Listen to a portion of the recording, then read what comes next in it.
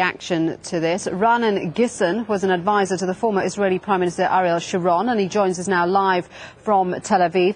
Dr. Gissin, the new US envoy to the UN, Susan Rice, has said Israel must investigate allegations of war crimes in Gaza. How will Israel respond to that? Well, you know, we have nothing to hide, and we would like an independent, thorough investigation, including one that would ask some very hard and tough questions of Hamas in the past 22 days of the war, where they used their own people as human shield. This is the largest hostage-taking situation in world history. Okay, what about tough questions for Israel, though? The Amnesty International has accused Israel of war crimes. Louis Michel, the EU's Commissioner for Aid, says Israel violated international humanitarian law. Ban Ki-moon has called for an investigation. Are all these people wrong? Are they misguided? Yes. All these people lead a different line because of the fact that they refuse to face the truth about what Hamas has done in Gaza for 3 years. Now, we accept Dr. Gissin, they're talking about what Israel has done in Gaza. Dr. Gissin, they're talking about what Israel has done in Gaza. Israel has if you let me speak, I will tell you. Israel exercised its right of self-defense, taking great care not to harm civilians.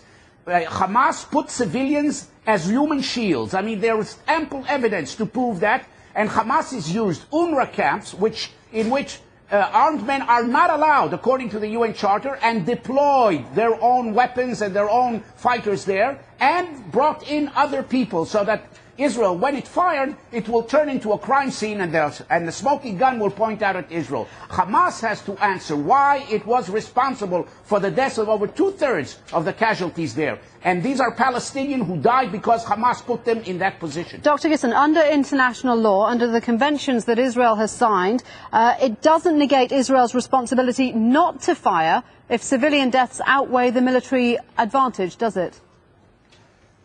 Yeah, well, we didn't fire at civilians. We encountered a hostage situation. When police in London or in Bombay or any place encounters a hostage situation in which the hostages are being they don't taken fire out, at the hostages. killed one by one, yes, then there is no doubt that the police force, or whatever force there is there, has the right to charge and kill the hostages, those who've taken the hostages. It's very regrettable, and we're the only one who really dread the loss of innocent civilians under these conditions. And if there is to be a thorough investigation, it has to include that framework where Hamas has taken the Palestinian people as hostage against their will. It wasn't free will that brought Hamas to power, but fear.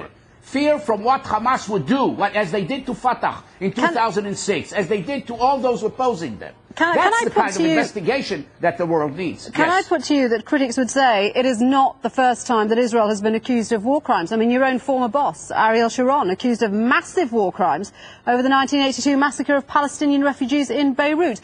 Israel has a history of violating international law. Okay. No, you're taking a small lie and making it a big lie. Sharon was not responsible for Sabra and Shatila. There was the Phalange were there, and the Syrians instigated it. Unfortunately, the Syrians bumped out all those people who could tell the truth about what really happened in Sabra and Shatila. But let bygone be bygone. That's history. I'm talking about the current situation. All right, the current situation. Israel exercised its right of self-defense. The other side exercised its right to kill its own people. You say Israel has nothing to hide. In that case, why is Israel not releasing the names or images of soldiers who are engaged in operations in Gaza?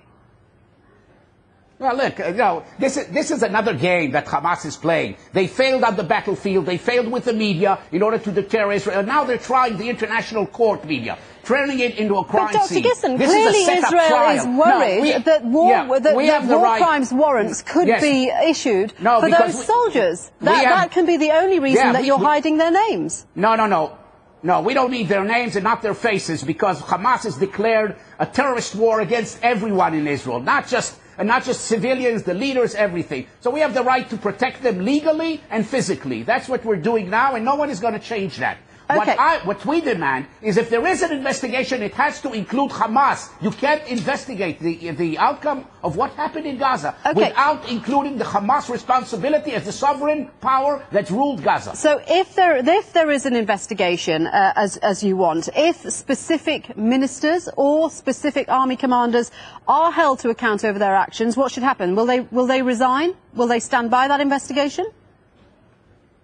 if the investigation proved that they had misconduct, and believe me, we have our own court system, is the most just and thorough in history. If our courts, military courts and Supreme Court, find that they were accused of any wrongdoing, believe me, they will pay the price. But I don't think this is the case. I don't think that there was any deliberate effort to kill civilians. I think there was a deliberate effort on part of Hamas to use its own people as hostages, and that caused their death. And Hamas has to answer its own people as well as to the rest of the Arab world why, instead of building Gaza, after they got Gaza in 2006 on a silver platter, they destroyed it. Okay. All right. Thank you very much indeed. Dr. Raanan Gissin, former advisor to Ariel Sharon. Good morning from Tel Aviv. Joining us from Tel Aviv there.